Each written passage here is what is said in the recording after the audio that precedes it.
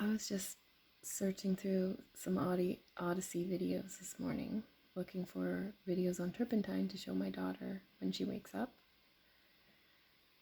And it was just an emotional moment to find the turpentine video again with Dr. Daniels. Remember her, Jennifer Daniels? Because I remember finding that in, I don't even know, so long ago, 2015, 14, 13. And, you know, I have so much in common with her. She had 3 kids too, and she homeschooled and knew about health, alternative health things. She was kicked out of the medical profession for recommending things like turpentine and stuff. So she's one of those kind of doctors. And I just loved listening to her again this morning because everything she hit on was me, everything she was talking about.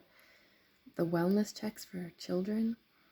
When I was a teenager, I'm 45.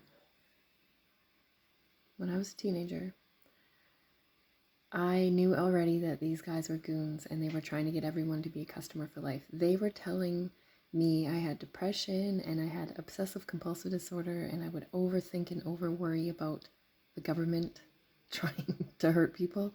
And that was my key problem, basically, that I was depressed because it's a hormonal imbalance or whatever they would say. And it had nothing to do with the situation of looking around and seeing corporations everywhere and just what was happening on Earth. They wouldn't acknowledge that at all.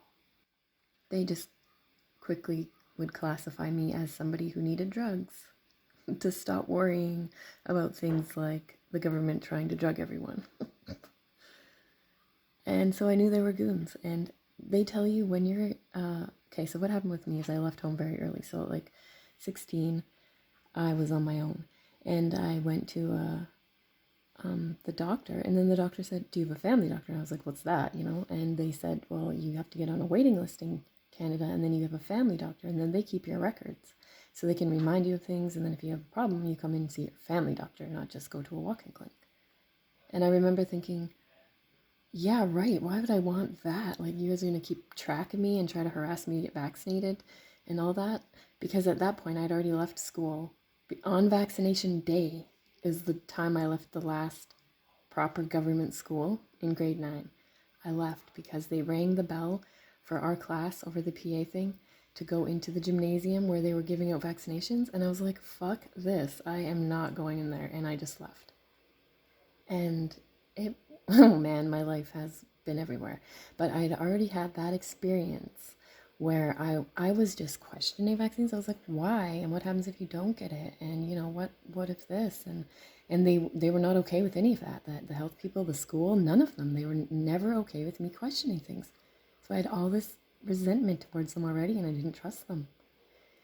And so it was very easy for me to say, no, I don't want a family doctor. I just laughed at the medical clinic when I left that day. Like, no, I'm not going on that list. Thanks. And I've never had a family doctor since. I've had 3 children, no family doctor. I just went into the clinic if I felt like I needed it, and then I went into the hospital because, yes, my water broke with my first a month and a half earlier than I thought it should.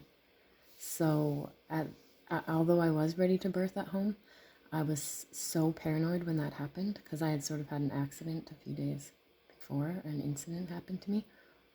So I thought it was related, and I thought, oh my God, this is way too early. I better go to the hospital just to make sure. But other than the hospital and a handful, 5 times I can count in my life that all 3 of my children have been to medical clinics, we never needed a family doctor. Because the family doctor too, they also trick people into doing those wellness checkups. And you're supposed to bring your child every 6 months or something? What, are they insane?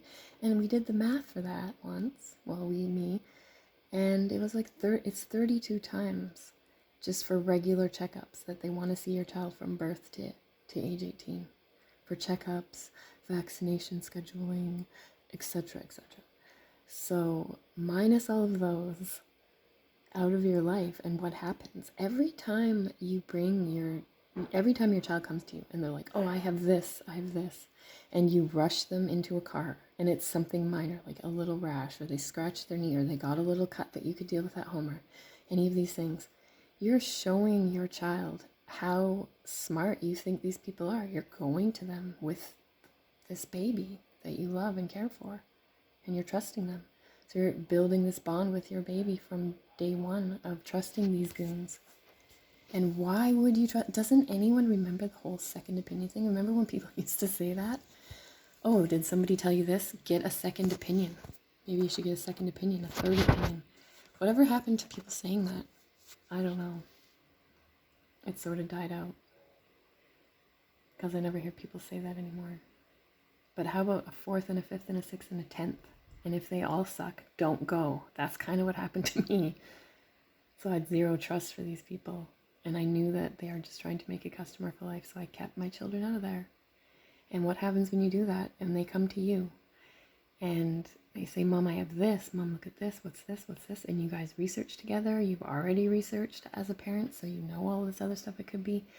You give them the skills to take care of themselves. That's what happens. That's why it's so important that these doctors want to get you bringing your baby to them every 6 months for its whole friggin' life. So they can make sure your child knows that their parents are dumb and they're the experts and you should listen to them, not your parents. That's what they're getting out of it. And that's just broken and heartbreaking.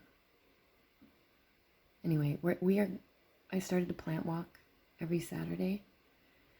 And today is the first one, the day before the equinox. So we're going to go kind of close to me and just wander through these old paths on this property and see what plants we can find. I know many plants, but probably only about 75 at this point, but that seems like a lot compared to other people who don't know any. And I'm only a noob myself. I'm only like 3 years actually paying attention to the plants outside. Yes, I've been around plants my whole life. I've listened to other people talk about them.